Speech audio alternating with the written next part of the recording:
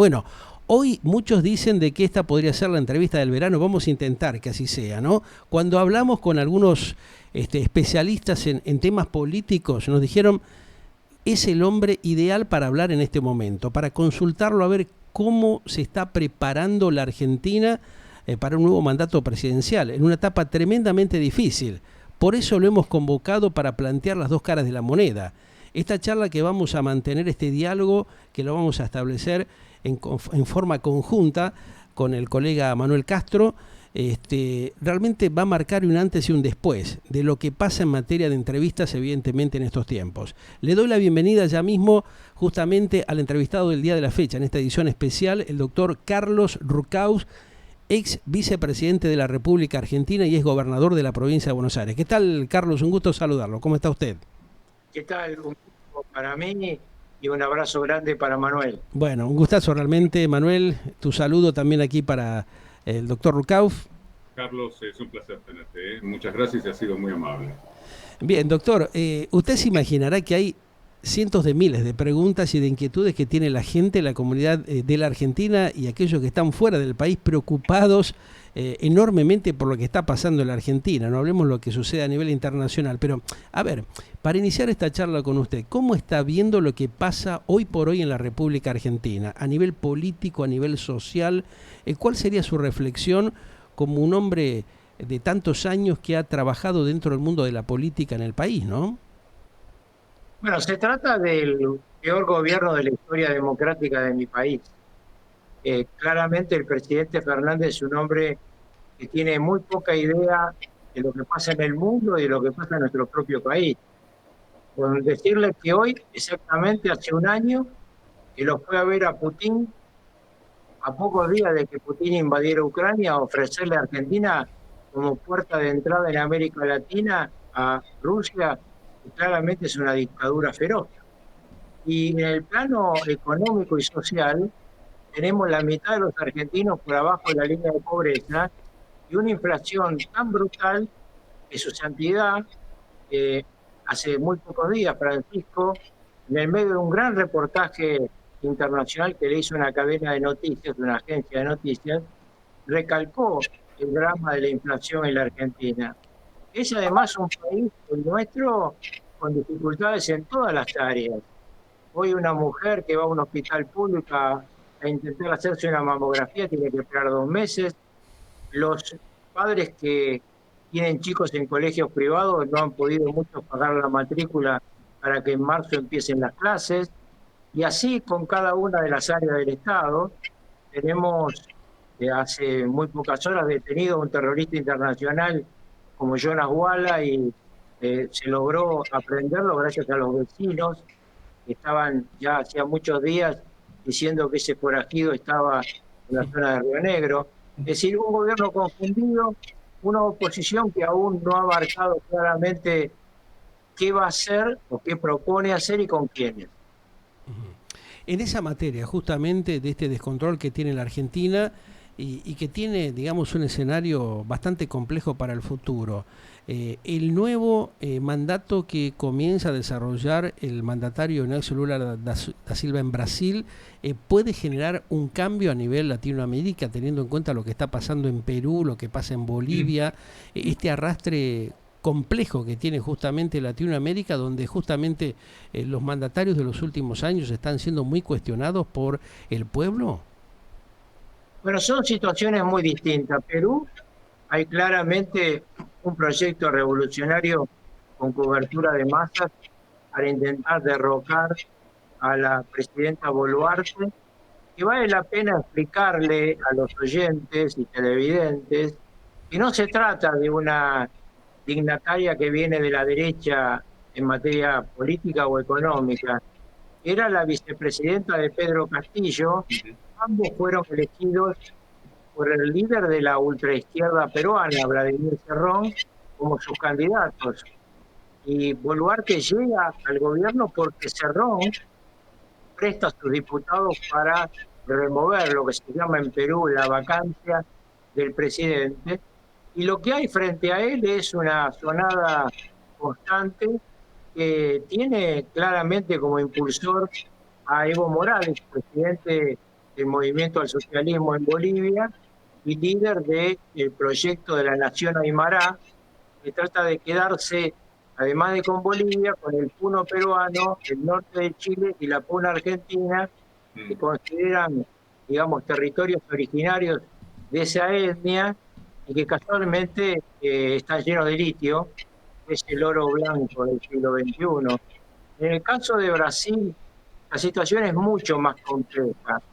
Brasil tiene una economía sana, tiene la posibilidad de una inserción en el mundo mucho más cómoda, porque tiene un tamaño muy importante. En algún momento, un secretario de Estado de los Estados Unidos dijo hace 3 décadas que Brasil era su potencia emergente.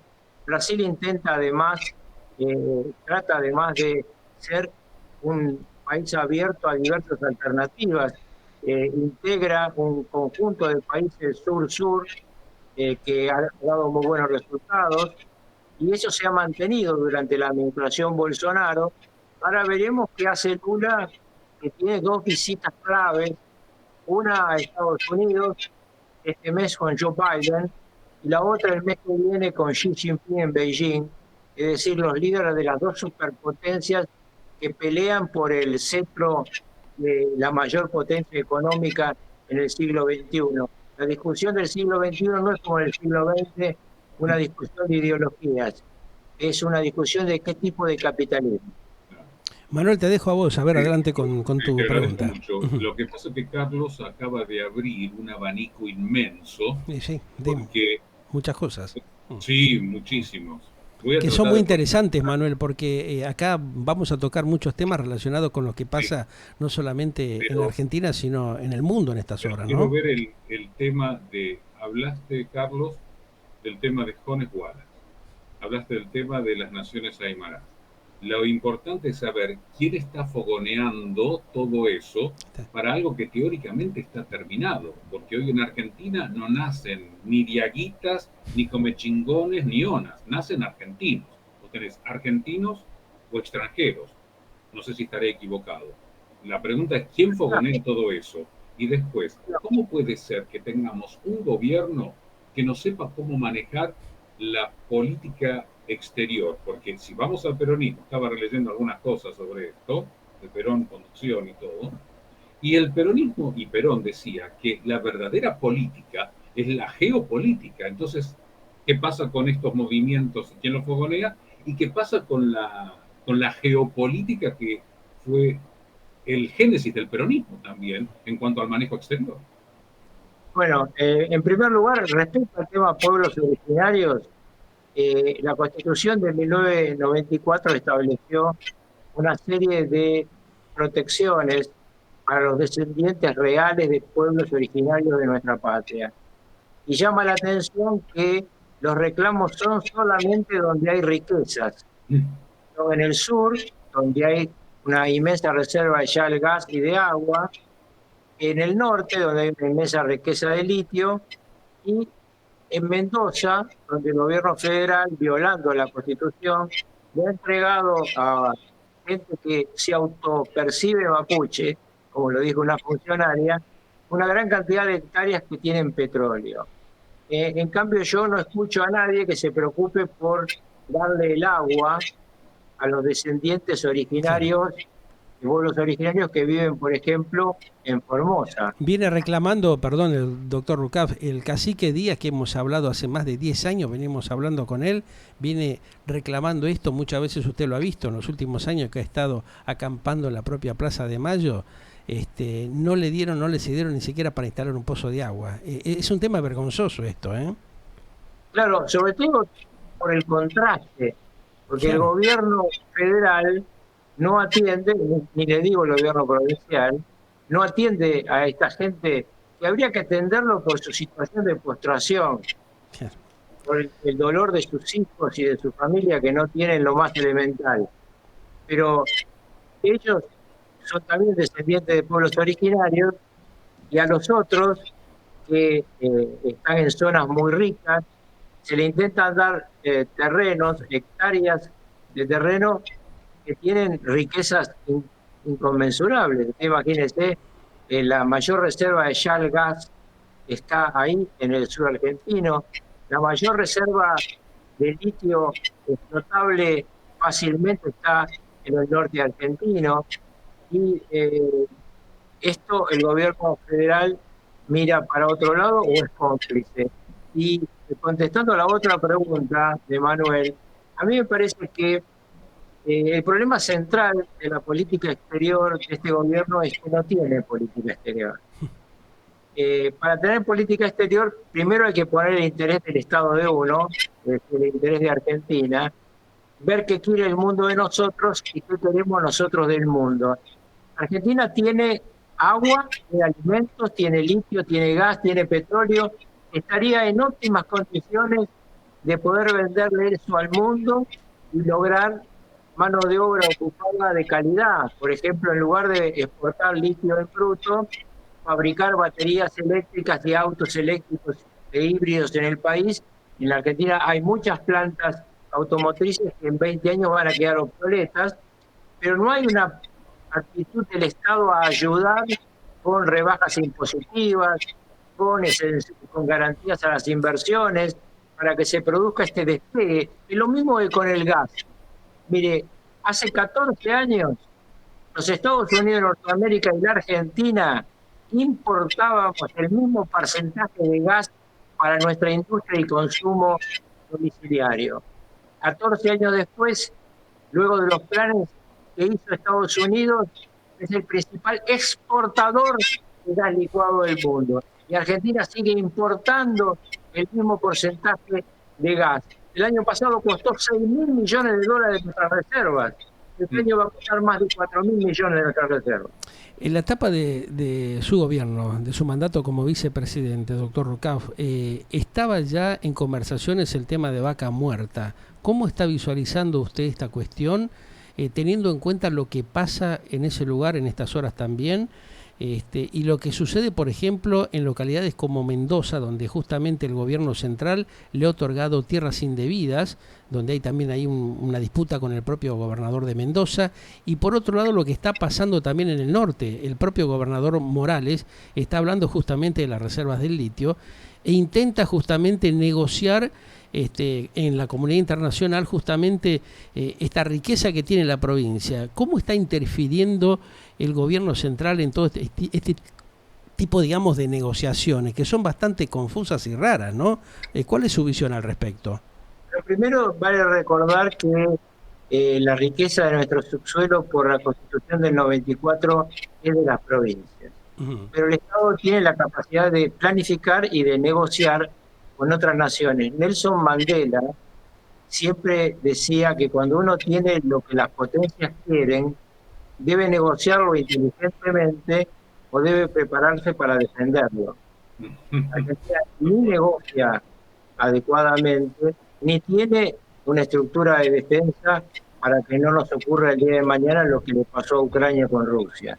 Nosotros estamos indefensos, no tenemos una estructura realmente pensada, no hay hipótesis de conflicto sobre estos temas, que son los temas que en las mesas de arena de las superpotencias, los 4 temas son agua, alimentos, litio y gas.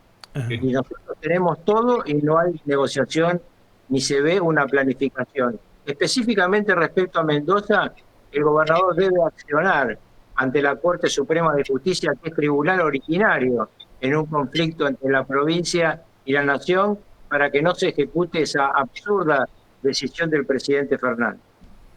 Está dando algo sí, adelante, que digas algo, Pedro, dale, sí, a ver. lo que estaba señalando Carlos. Sí. Porque las grandes potencias se están fijando, no en vano los rusos tomaron Soledar, que es la reserva de litio más importante de Europa. Tomaron Soledar. La general del Comando Sur, te recordarás, Carlos, que dijo que estaban preocupados por el triángulo del litio, es decir, Chile, Bolivia y Argentina. Tal cual. Argentina y Chile no le venden el litio a Rusia, pero sí se lo vende Bolivia. Es decir, hay un juego geopolítico muy importante. Vos le mencionaste muy bien a Carlos el tema Lula. Lula puede decir lo que quiera, puede hablar de la moneda común. El euro tardaron un montón de tiempo en colocarlo en Europa, y hay que ver si sobrevive. Pero Lula forma parte de los BRICS, Carlos. tiene que tener una cintura muy importante. Bueno, yo acabo de mencionarlo sin el nombre. Ese acuerdo efectivamente integra Brasil, China, India, Rusia, Sudáfrica y muy próximamente, esto se lo doy como un adelanto, Arabia Saudita. Arabia Saudita ya ha firmado un preacuerdo con China para incorporarse al BRICS. Pero así que el BRICSA, que alguna vez soñamos que fuera Argentina, va a ser BRICSA, pero con Arabia Saudita. Lula tiene un camino que recorrer en el medio de este tironeo de la superpotencia. Vamos a ver cómo lo recorre. Es difícil saber hoy para dónde va a ir Brasil. Está claro que tiene este acuerdo con el BRICS y tiene una relación muy peculiar con la administración demócrata, es decir, con Joe Biden, que fue el primer presidente que lo saludó cuando ganó y fue el primer presidente que repudió los ataques a la sede del gobierno en Brasilia, a Planalto, al Tribunal de Justicia y al Congreso. Entonces, inmediatamente, además, le dio la audiencia que Alberto Fernández pide hace 2 años infructuosamente. Y ahí vamos a ver seguramente el comienzo del desarrollo de un juego de Brasil como subpotencia emergente, negociando con las superpotencias. Argentina tiene que tener claro que Brasil es un socio absolutamente necesario para nosotros. Sigamos disputando con los brasileros todo lo que sea fútbol u otro deporte, pero en el momento de comerciar, nosotros tenemos que ir a la mesa de los gigantes acompañados de Brasil. Es la compañía necesaria para tener más mecanismos de capacidad en cuanto a lo que necesita nuestra patria y lo que le van a pedir. Y además tenemos que tener muy claro que China está haciendo una expansión impresionante, porque China piensa lo mismo que la generala del Comando Sur de los Estados Unidos. Lo que pasa es que no lo dice. Pero ustedes vean, busquen los están siguiendo cuando termine esto, entren en internet y busquen Puerto del Chancay. El puerto del Chancay es una construcción china en Perú que va a tener el mayor tamaño de un puerto del Pacífico en la historia. Va a ser mucho más grande que el puerto de San Diego, aún con la base militar de San Diego. ¿Y qué puede pasar justamente en el sur de la Argentina, en esa materia, con este puerto que está justamente en un posible desarrollo? Argentina le está dando el paso por el sur. Sí le está dando una base naval que va a construir en Ushuaia. Y Brasil va a ser requerido en este viaje de Lula a ver a Xi Jinping para hacer una mega base de comercio china en el puerto de Santos. En consecuencia, tenemos a China recorriendo el continente por abajo, pero además sumamente importante. China está construyendo otro canal de Panamá, pero en Nicaragua. Nicaragua, claro. Y además le ha propuesto, ya se lo propuso en su momento a Bolsonaro, un ferrocarril que va a ir de ese puerto de Chancay, que les estaba mencionando, hasta San Pablo. Entonces estamos ante las dos superpotencias, una lo confiesa, la otra lo opera, buscando las riquezas que están en el cono sur del continente. Claro. Es tonto que no sepamos negociar para que nuestro pueblo viva mucho mejor y tenga menos estrecheces, porque desde ya les adelanto, este invierno en mi querido país va a volver a faltar gasoil y va a ser carísimo el gas de vuelta. Yo quería decir algo también, Carlos, no solamente el tema del puerto, porque además si lo tenés en la zona sur ya tenés te perfilás hacia la Antártida. ¿Te acordás lo que decía Kissinger, no? Que Argentina en realidad es como una cuña que nos apunta a la Antártida. Pero los chinos tienen el Pireo en Grecia, tienen otros puertos, han tomado otros lugares y han hecho infraestructuras en África. Nosotros no tenemos fuerzas armadas, nos quejamos que se llevan los peces. Y con quejarte no haces nada. No tenés flota de mar, no tenés fuerzas armadas. Yo creo que un país es poderoso si tiene economía poderosa y fuerzas armadas, como lo tiene Estados Unidos, como lo tiene China, como lo tiene Rusia, como lo tiene la India y otros países, Israel, Arabia Saudí, que vos decís muy bien, que ahora ya ni le atiende el teléfono a Biden. Nosotros no hemos perdido demasiado tiempo como país. Nosotros tenemos futuro, ya es demasiado tarde. No, por supuesto hemos perdido tiempo precioso.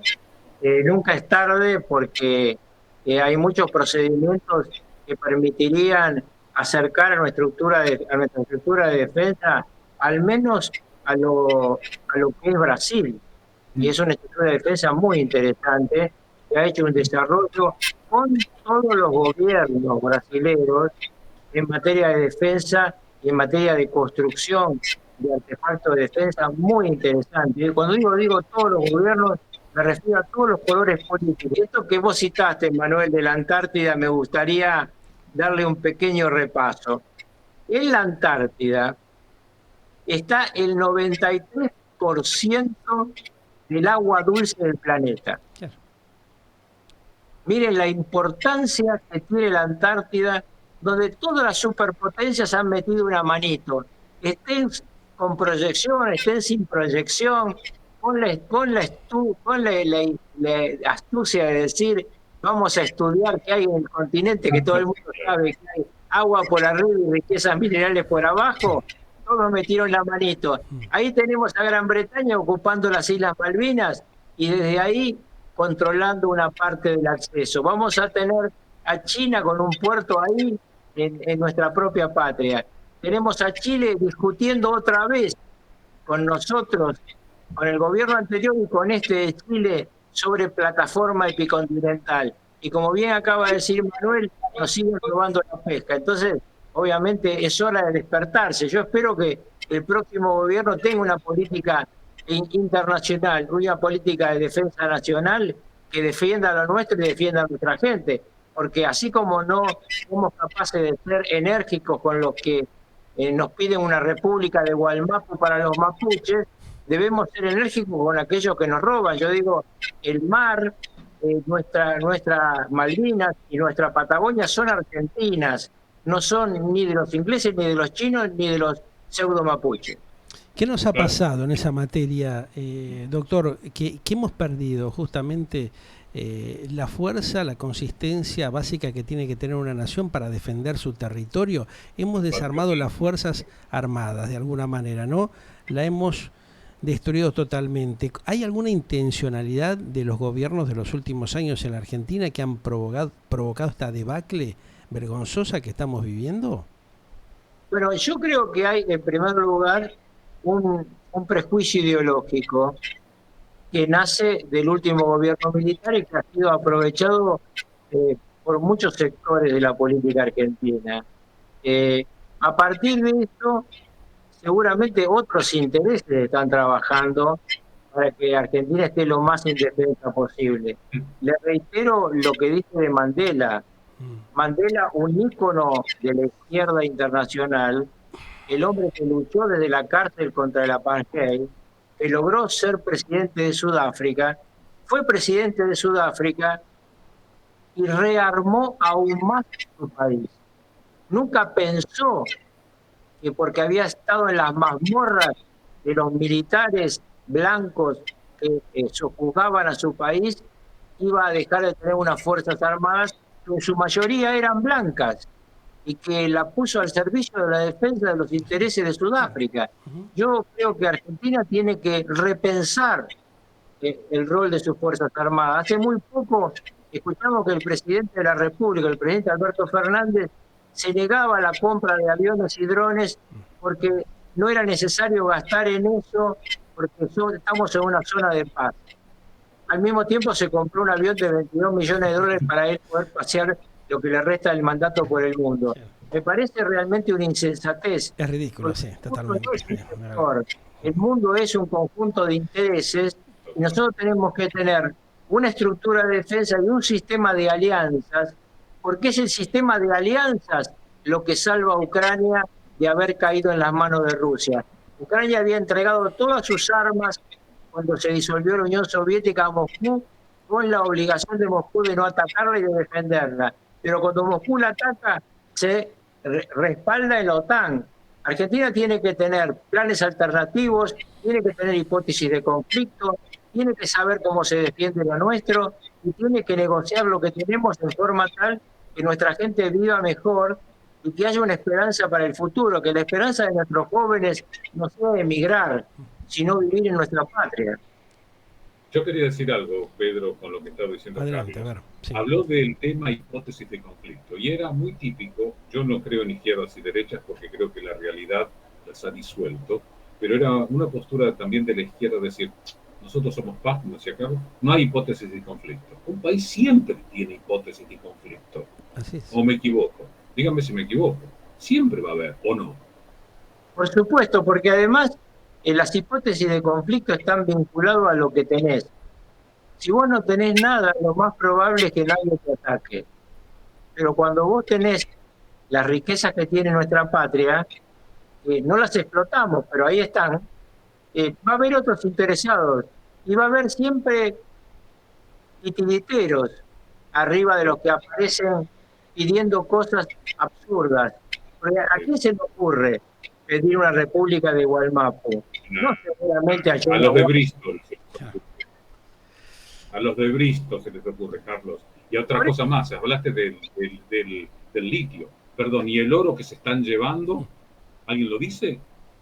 El oro, que te dicen, no, saqué 1 kilo. No pasa nada, se lo llevan. Oro.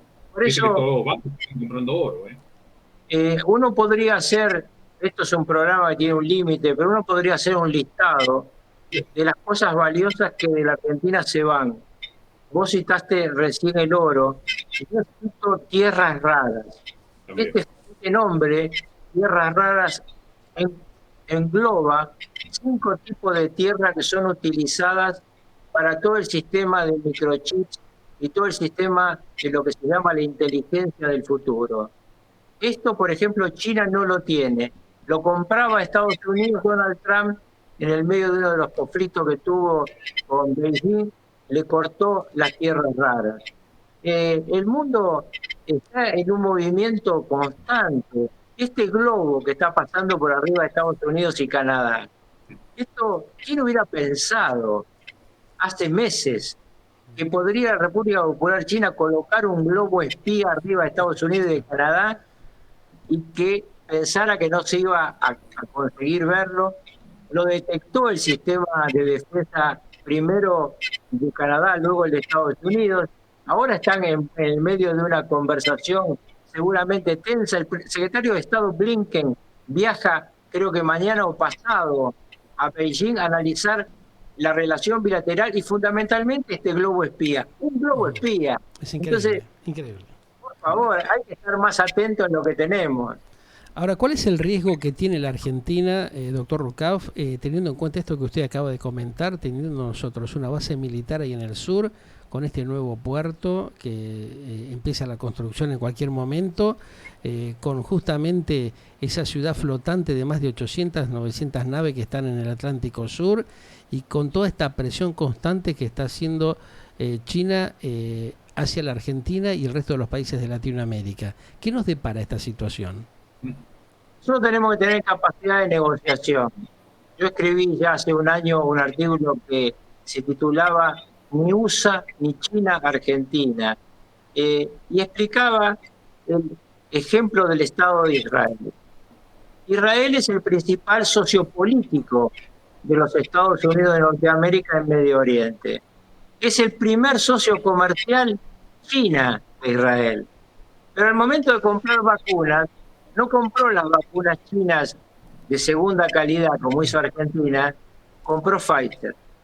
Entonces, uno puede tener una nación independiente, puede tener una relación realmente madura con las superpotencias y al mismo tiempo defender el interés nacional y el de su pueblo. Claro. No es tan misterioso, es solamente que uno sepa lo que tiene, que sepa lo que vale, que sepa que los demás lo quieren y cómo negociarlo adecuadamente. Nosotros tenemos que negociar con todos, pero teniendo claro que al momento de las definiciones políticas tenemos que estar del lado de la democracia.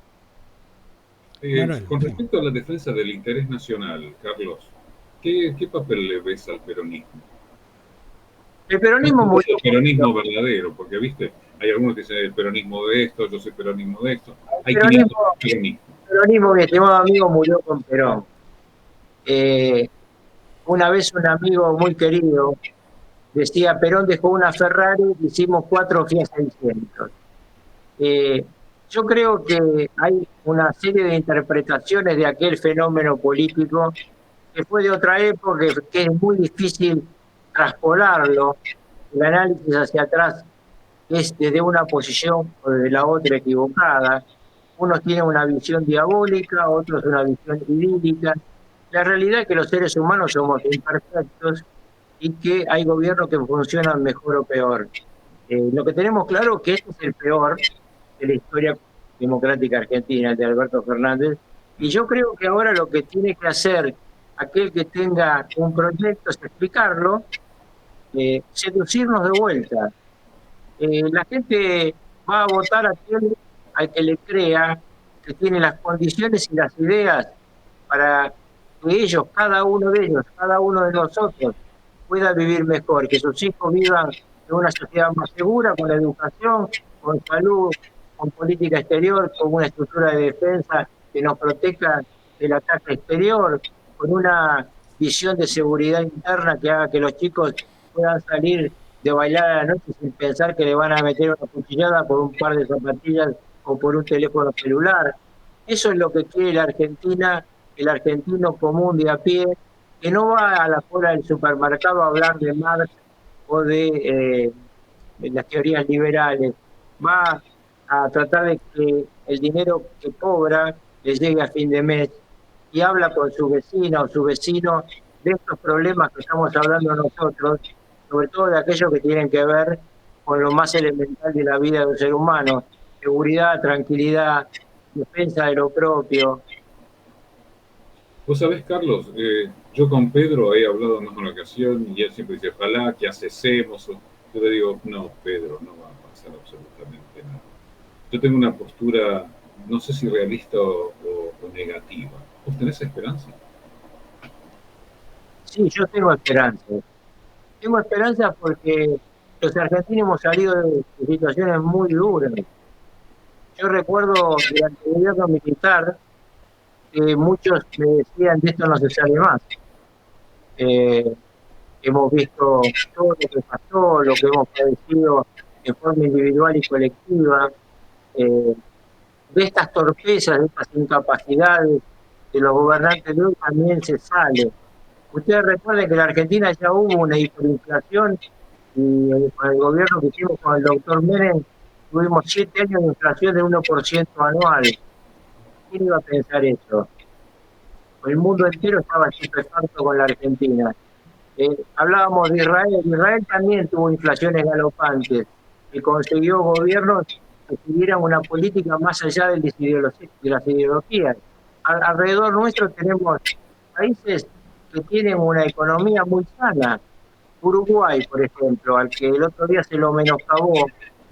Uruguay, $1 el año pasado era 39 pesos uruguayos. Hoy un dólar son 40 pesos uruguayos. Ya nosotros ni nos acordamos cuántos pesos era un dólar hace un año.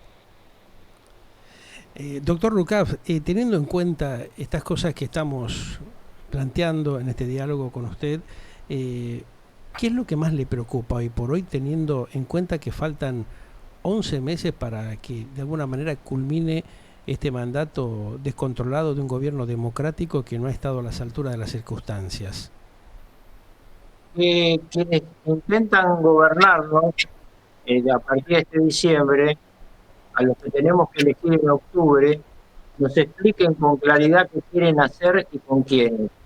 Esto es lo que más me preocupa, porque este gobierno se va, pero necesitamos uno que venga, que no solamente acabe con esta pesadilla, sino que realmente pueda parir una esperanza para nuestra gente y para nuestros hijos y nuestros nietos. ¿Cómo se conforma eso? Un grupo de gente que piense trabajar con honestidad, con transparencia para sacarnos de este desastre que estamos transitando, doctor. Tienen que juntarse aquellos que tienen ideas parecidas y definir 5 o 6 temas claves que los hemos tocado acá en esta charla, a veces por su pregunta, a veces por la inducción de nuestro común amigo. que es un conocedor de la Argentina y del mundo, a veces por mis propias ideas. Un grupo de gente que tiene que formar 3.000 personas que cuando llega un gobierno pueden hacerse cargo de los lugares claves. Usted no necesita solamente un presidente, como a veces se cree. Necesita 3.000 personas para poder tomar el control del Estado. Manuel, adelante. Sí, sí, estoy totalmente de acuerdo. Es decir, eh, la decisión ahora está en que el pueblo elija correctamente y que haya aprendido de toda esta experiencia negativa y que se deje el verso, porque además la política ha caído, pero no solo, Carlos, no solamente la de aquí, la de afuera. Vos ves los gobernantes que hay afuera y a veces decís, Dios mío, la gente votó esto. Lo importante es que el pueblo acepte y sepa elegir. Manuel, a veces la gente no elige, opta. No le das alternativas. Porque vos pensás, yo doy un ejemplo de un país que conozco mucho. ¿Cuál era la opción de Francia en las últimas presidenciales? Sí, Le Pen o Macron. Macron, Le Pen o Mélenchon. Sí, Tres opciones nada más. No es que vos podías tener el candidato perfecto. Entonces, lo que nos pasa a nosotros, como bien vos decís, le pasa a otros. El problema es que a nosotros nos preocupa mucho lo que nos pasa a nosotros. Totalmente. Es verdad que nosotros tienen muchos gobiernos mediocres, pero nosotros tenemos el peor. Ese es el problema, ahí está. El que tiene ingreso fijo, el que tiene el jubilado, el obrero, el empleado, el profesional que tiene ingresos fijos, el que tiene un plan social. Se lo destruyeron, le licuaron todo. Pero La inflación es más del 100%. A mí que no me vean con el cuentito de las encuestas de precios de los que van a analizar a los supermercados los precios justos o injustos. En la realidad, la inflación que cada uno de los que nos escucha está viviendo es muy superior.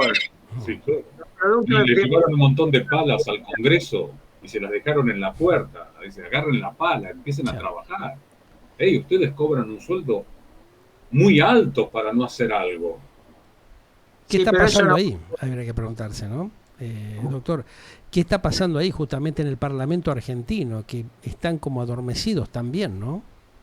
No, están en la campaña electoral y además están dedicados a algo absolutamente absurdo, como un juicio político a la Corte Suprema. El otro temita, claro. Es otro show del verano, ¿no? En lugar de aquí Cosquín, aquí es Corte Suprema, porque si saben que no tienen los 2/3 para juzgarlos, ¿para qué nos hacen todo este inmenso movimiento en lugar de estar ocupándose el Parlamento de aquello que ustedes acaban de plantear como preocupación? Es un poco intentar salvar las cuestiones de gran corrupción que tiene la Argentina y que han involucrado a muchos justamente de los funcionarios que están actualmente en el poder, de alguna manera, tratar de salvarse o salvaguardar sus cuestiones personales, ¿no? Pero si no lo van a lograr, porque hay cosas en la vida que uno puede intentarla porque tiene alguna posibilidad. Yo no me atrevería a integrar un equipo de fútbol donde enfrente estuviera Messi, ¿no? Entonces, que lo de la Suprema Corte no sale, en definitiva. Es imposible. Es imposible. Necesitan 2/3. ¿Dónde sacan los 2/3? Entonces, están haciendo todo este show sin resultado concreto. Es una especie de... distraer la verdadera atención de los problemas actuales que tenemos, ¿no? O sea, ir enfocando la cosa hacia otro lado para confundir a la gente, más que nada. Circo sin pan. Claro. Manuel, te escucho. No, estaba perfecto, ¿no? Me quedé pensando en todo el manejo político que no está alejado de lo que pasa en el mundo, porque estamos en un movimiento de ajedrez muy fuerte donde tirás la moneda y sale pato o gallareta, pero sí. Es decir, nosotros como pueblo tenemos que saber, ya que sea, optar por el mal menor de lo que se viene, porque aquí se están repartiendo el pastel y una cosa es estar cuando se reparte el pastel y no ser parte del pastel que se va a repartir. Sí, lo más grave es que yo tengo la sensación de que los argentinos somos el pastel y otros se comen. Eso es el tema, claro.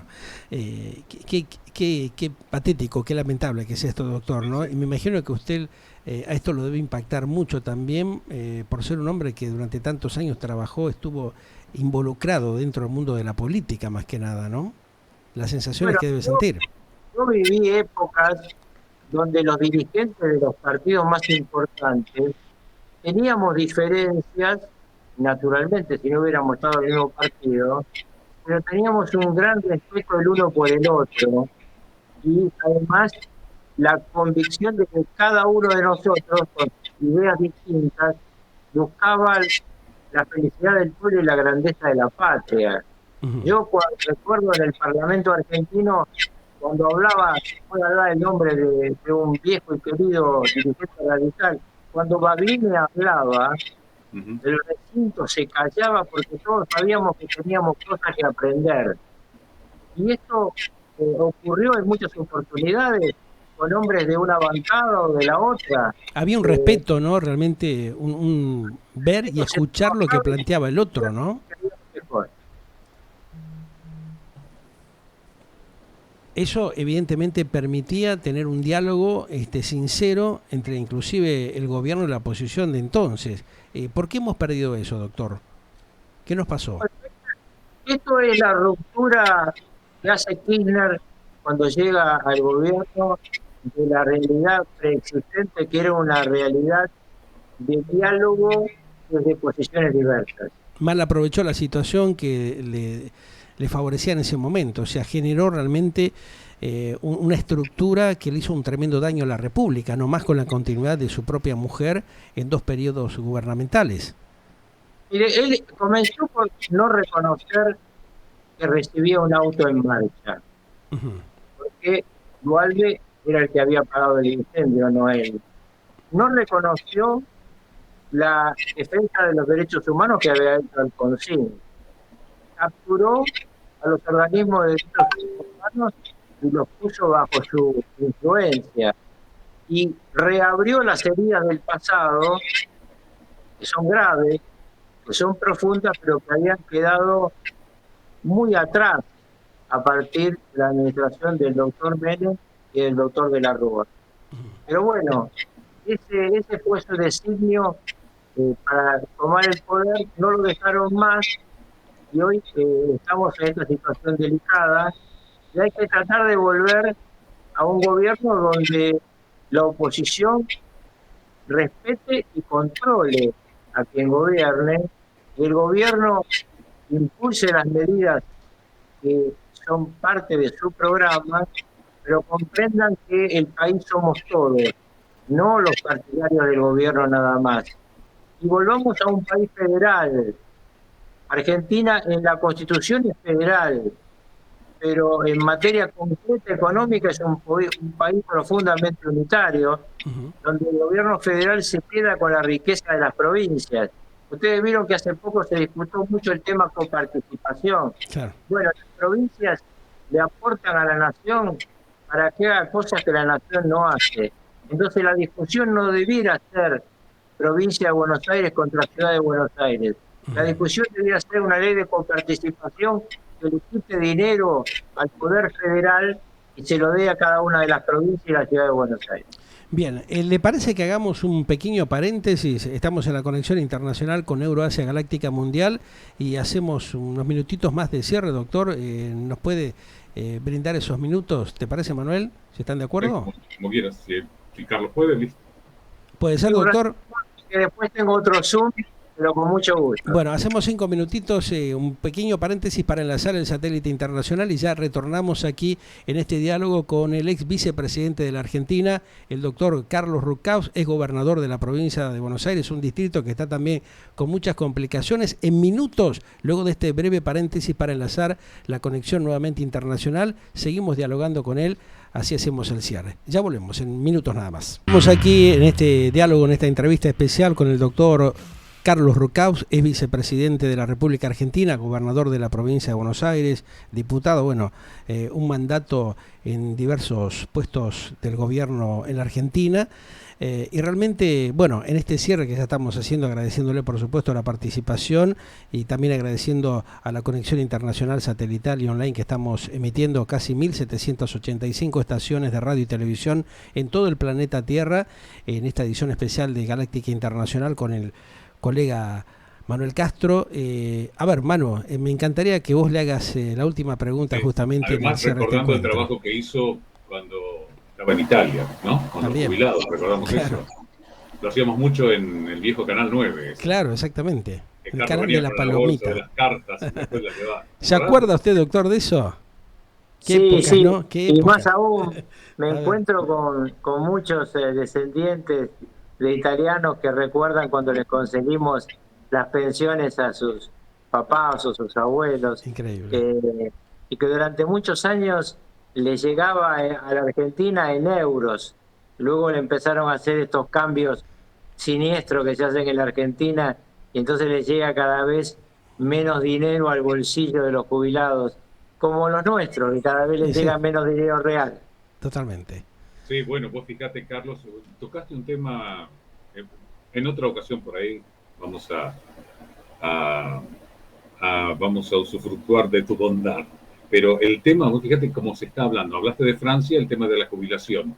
Elevar 2 años más. Yo he hablado con parientes míos en España donde tienen 67 años. Yo la otra vez en el 26 decía, bueno, con este criterio no nos jubilemos más y sigamos aportando. ¿Qué abandono hay con la tercera edad? Lo que pasa es que, ojo que lo de Francia es para llegar a menos de lo que tenemos nosotros. En Francia van a llegar en 20 años 64, nosotros tenemos 65, y entonces lo que acá ocurrió en el mundo es que el estado de bienestar no tiene la posibilidad de autofinanciarse. Entonces, la decisión de la opción del Estado de qué hace con su presupuesto nacional es un tema muy importante. Vos sabés que yo siento siempre que en la Argentina, los argentinos no nos damos cuenta que el Estado somos nosotros. Es decir, que lo que se paga, cuando le pagan un plan social a un señor, o cuando no se cobra una tarifa, o se paga un subsidio, es con la nuestra, con la que pagamos impuestos. Y después terminamos siendo esos que pagamos a los demás esos impuestos los más perjudicados, lamentablemente, ¿no? Una paradoja increíble, Carlos, realmente tremendo. Manuel, creo que lo liberamos ya al doctor, agradeciéndole por supuesto su gentileza y amabilidad de compartir este momento. Esperemos que en otra oportunidad podamos tocar otros temas. Imagínense que hay más de 800 y pico de mensajes, doctor. 7,5 millones de contactos de gente que está conectada en este preciso momento. Así que realmente le agradecemos la gentileza y la buena predisposición de usted de compartir estas inquietudes en el día de la fecha. No, al contrario, yo les agradezco mi primera experiencia en este sistema, que hasta se me cayó el teléfono de lo poco hábil que soy. Ya lo vamos a ir ampliando. Que usted me haya invitado y haber compartido este momento con, para mí, el mejor analista internacional que tiene la televisión argentina, que es Manuel. Que no le quepa la menor duda. 1.000.000 de gracias, doctor. Estamos en contacto en cualquier momento y a disfrutar de la vida y a comprometerse para ver cómo hacemos todos juntos a los argentinos para sacar el país a flote adelante. Y usted es un hombre que realmente puede generar un lineamiento o establecer alguna pauta para ir estableciendo un nuevo diálogo en Argentina que hace falta urgente llevarlo a la práctica. Bueno, muchas gracias. Un abrazo a los dos y a todos los que nos han seguido en esta... casi una hora que hemos estado... Le robamos bastante tiempo. Gracias por eso. Y a su familia por permitírselo. Gracias, doctor. Muy gentil. Hasta cualquier momento. Galáctica. Lo que vos esperabas para acompañar tu vida.